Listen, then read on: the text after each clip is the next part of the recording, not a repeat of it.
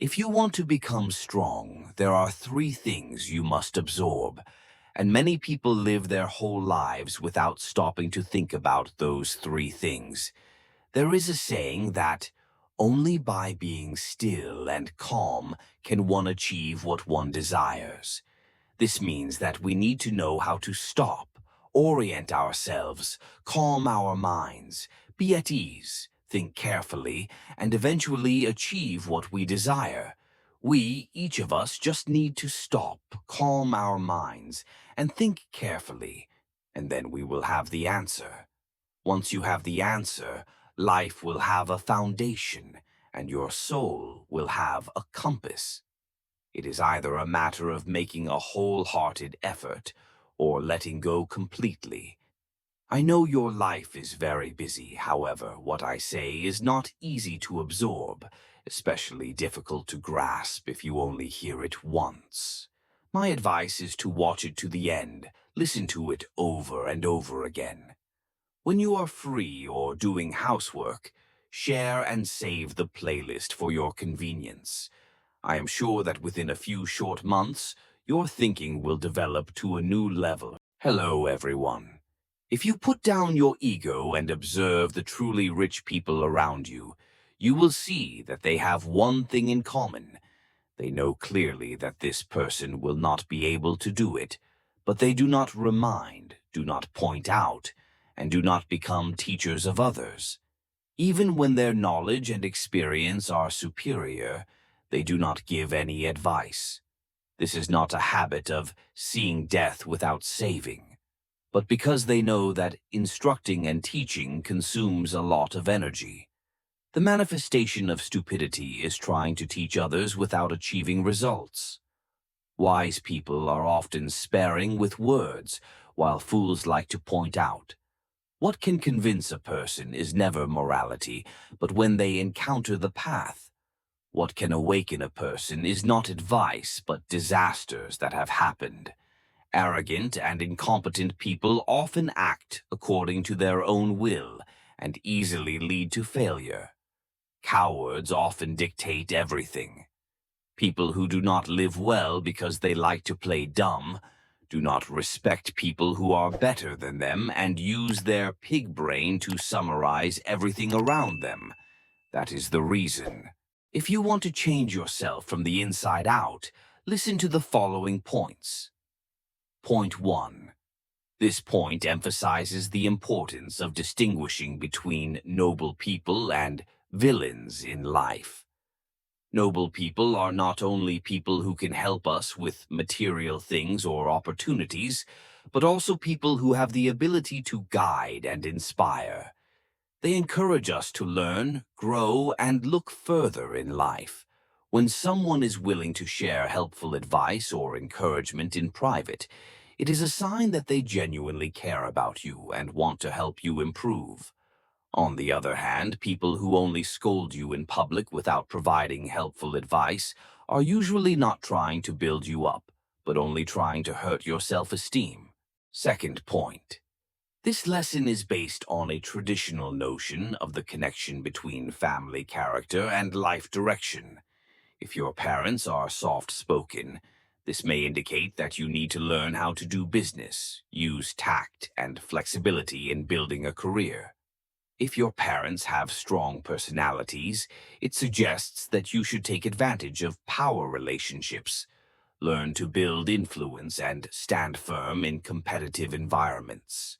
In a prosperous family or clan, development in the homeland may be easier and more favorable due to available resources and support from the community.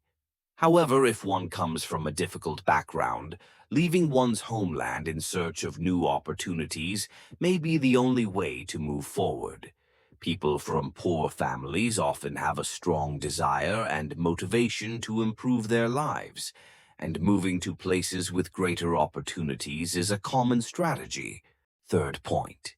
Ignoring the desire to help others and respecting their fate does not mean becoming indifferent or indifferent to the difficulties of others. Each person has their own path, and on that path, They will face unique challenges, social rules, and invisible barriers that only they can truly understand and overcome. Excessive interference from others, even with good intentions, sometimes takes away the opportunity for them to develop, learn, and find solutions for themselves. This is a way to respect their independence and autonomy, because no one can live another person's life for them. Moreover, personal growth often comes from facing challenges and suffering, and overcoming them brings spiritual strength that cannot be obtained by relying on help from others alone. Respecting their fate is also respecting their choices and the way they face their lives. Fourth point. When you fail to achieve something, finding fault with yourself does not mean blaming or blaming yourself negatively, but it is a process of self-reflection, reviewing what you have done and what you have not done correctly. The process from poor to rich is not only a financial journey, but also a fight against poor thinking and habits, against stagnation in action and thinking. When you fail, instead of blaming the situation or others, finding out what you did wrong will help identify factors that can be improved, thereby creating a foundation for development. In fact, the path from poor to rich requires not only physical effort, but also a change in thinking, from lack of confidence to self-belief, from an attitude of accepting difficulties to the ability to turn difficulties into opportunities. When looking for faults in yourself, it is important to understand that change begins with yourself, and only by understanding the source of difficulties can you overcome them. This helps to train your will and motivate you to move forward, because success comes from constantly improving yourself, constantly learning and changing your approach to life. The saying, "People need to work all their lives. If they have nothing to do, they will create trouble," emphasizes the importance of maintaining work and staying busy. This view can be understood as work is not only a way to earn a living, but also helps people avoid depravity or spiritual emptiness. However, the question here is it always necessary to work constantly to avoid meaninglessness in life? Some people may argue that free time does not necessarily lead to trouble. It can be a valuable time for rest, creativity, and self-development, as long as one knows how to use the time consciously. Building an information firewall to know how to filter out right and wrong information is a valuable advice in today's information overload era. The truth is that not everyone has the ability to automatically recognize what is right and what is wrong in the flow of information. However, the controversial issue here is, does a perfect information firewall exist? Each individual has his or her own biases and perspectives based on his or her own experience, education, and ideology. This makes building an objective information firewall difficult and can lead to only taking in information that fits one's personal views, hindering the expansion of thinking. The idea that strong people work 12 hours a day and are laser-focused on their goals can be a big point of debate.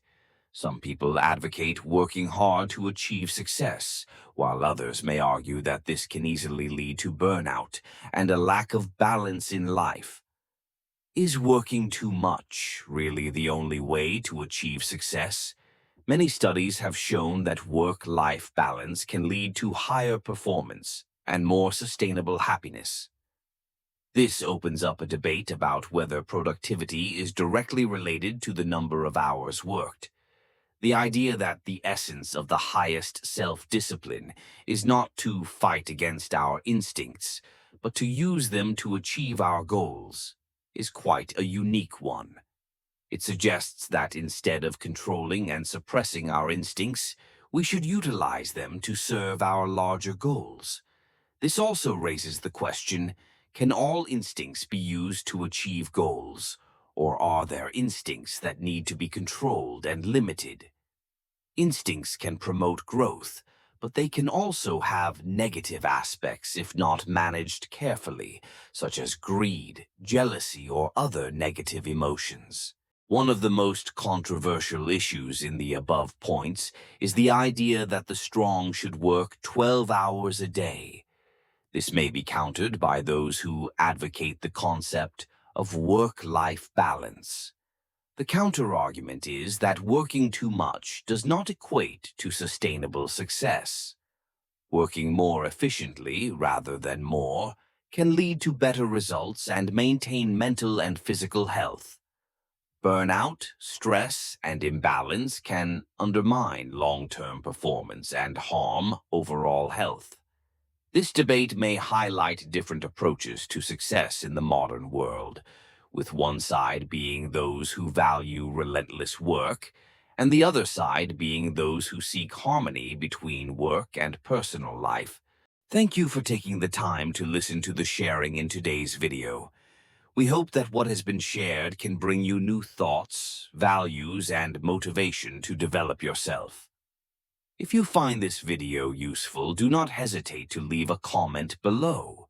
We always want to hear your comments, thoughts, and feelings, because that is the motivation for us to improve and bring more quality content.